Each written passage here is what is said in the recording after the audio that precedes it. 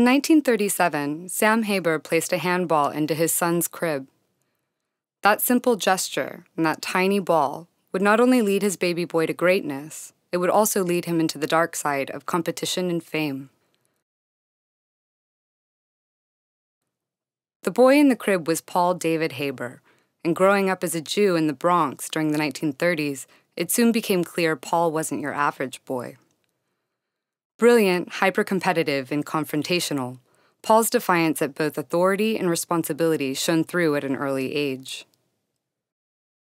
He would rather abandon his bicycle on the sidewalk when the wheel went flat than take it home. And it was this disregard for material and emotional values that would later reap havoc on his personal relationships, his body, and his career. His father, Sam Haber, was talented enough to play with the New York Yankees until an arm injury forced him to quit. But that didn't stop his career as a professional athlete. When Paul was 10 years old, his father was recruited by Bob Kendler as a handball player, a sport that was growing during the 1940s. Sam Haber's career bloomed, and the family moved out of the Bronx and into Chicago.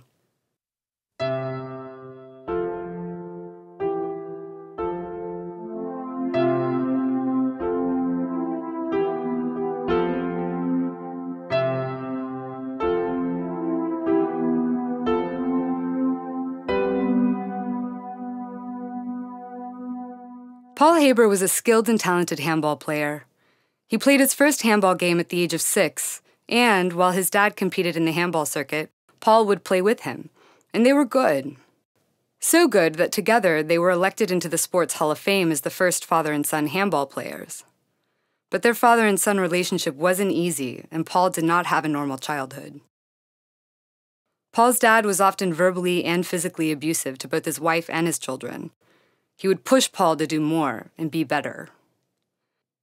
Then, after he built him up, he would pull away and knock him down.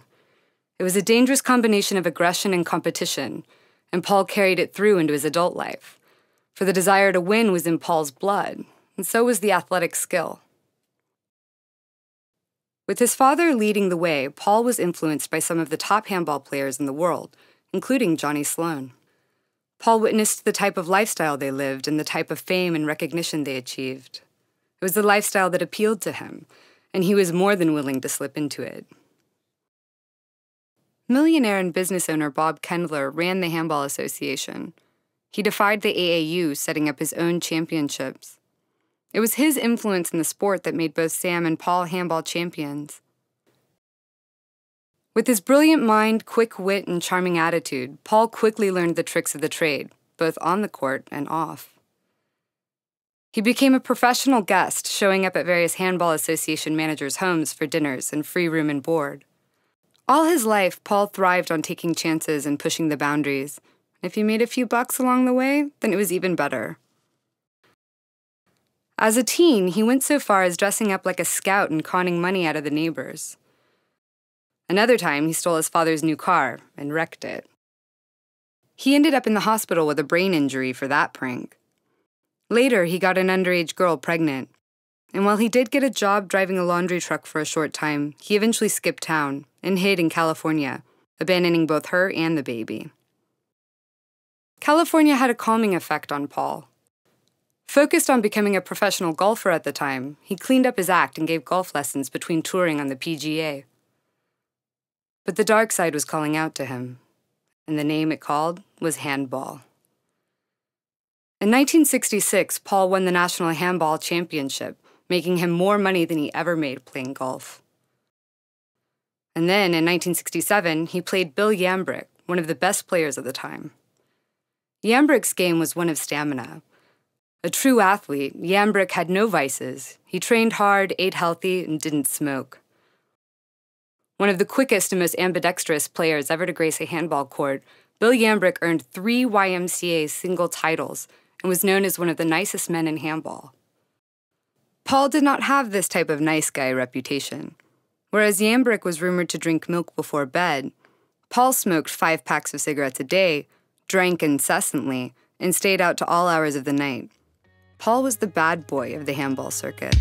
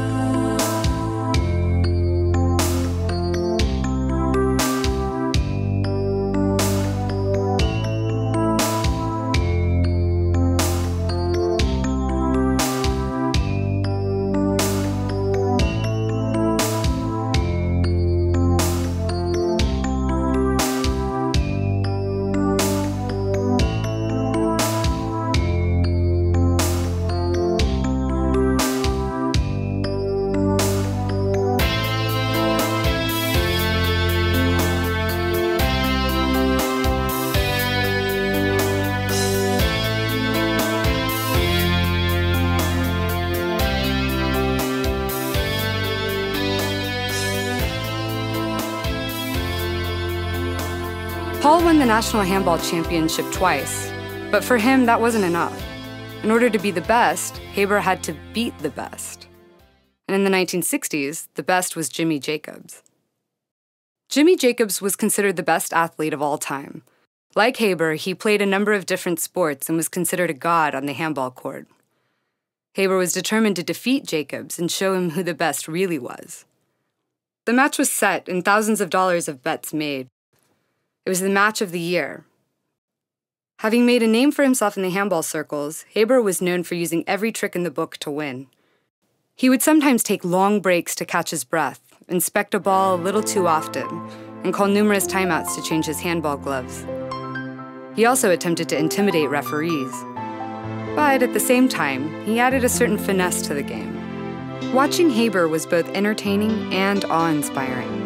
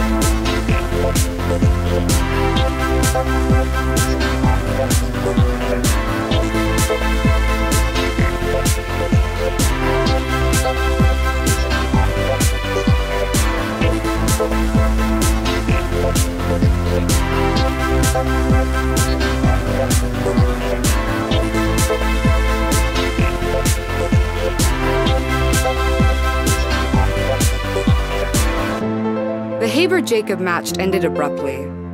After playing one of the best matches of the decade, Paul ran into the wall and damaged his shoulder, causing an injury default. The biggest match of the year was over without a winner. Did Paul throw the game because he was losing to Jimmy and couldn't pay the debts? Or was the accident real?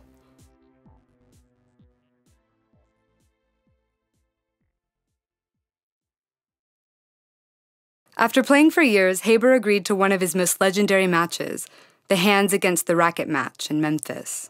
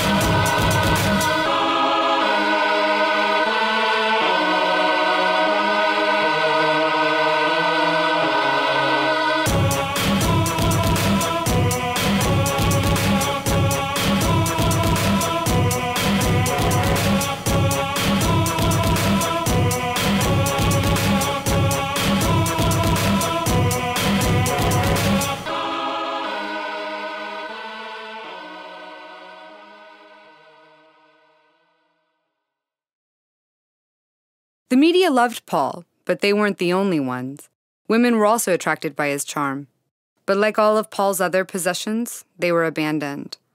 Paul was married 4 times, and like his father before him, was physically and verbally abusive. The marriages were rocky and filled with extreme ups and downs.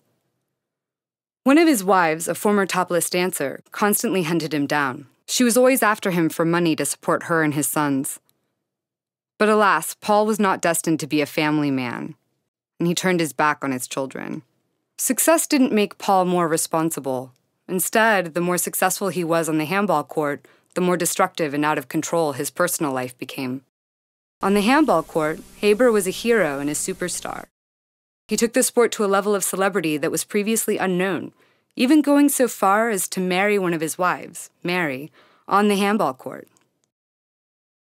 But while he hurt his wives, friends, and children, there was nothing he hurt more than his own body. It was the era of the swinging 60s, and Paul pushed his body to the limit with his relentless handball training, and also with his vices, which included smoking 5 packs of cigarettes a day and constant drinking. It was a time of wine, women, and fun, and Paul enjoyed himself to the point of insanity. Being a sports hero didn't mean Haber was above the law. He spent time in and out of jail. His sister said that even though he was disowned by his family years earlier because of his antics, she would still visit him in jail, but she couldn't always bail him out. Many times it was people from the Handball Association that ended up having to post his bail so he could play in a tournament that night and win the bets that kept the sport alive. But Haber never learned. The bad boy of handball was known to hang around bars and would bet on anything, from allowing fans to put out their cigarettes into the calluses on his hands to a game of pool where he excelled as a pool shark. While most handball players of the day had a regular job and played handball after hours, the 9-to-5 philosophy didn't apply to Paul. He traveled across the United States, going from tournament to tournament and from bar to bar. Thousands of dollars would run through his fingers like water. He would get spending money from the Handball Association, enough for him to fly into the city, eat well, and stay in fancy hotels. But Paul had his own lifestyle of booze and gambling to support. He was notorious for blowing the money at local bars on alcohol and cigarettes, and then taking a city bus on to the next destination. His extreme talent, brilliant mind, and competitive nature made him great, but it also led him down a destructive path. When Haber finally exited the handball court in the 90s, he solidified his credentials as a professional handball player and a modern-day Jewish sports hero. Paul sacrificed his family, friends, and body for this sport. Alone and nearly penniless, Paul died a legend in 2003.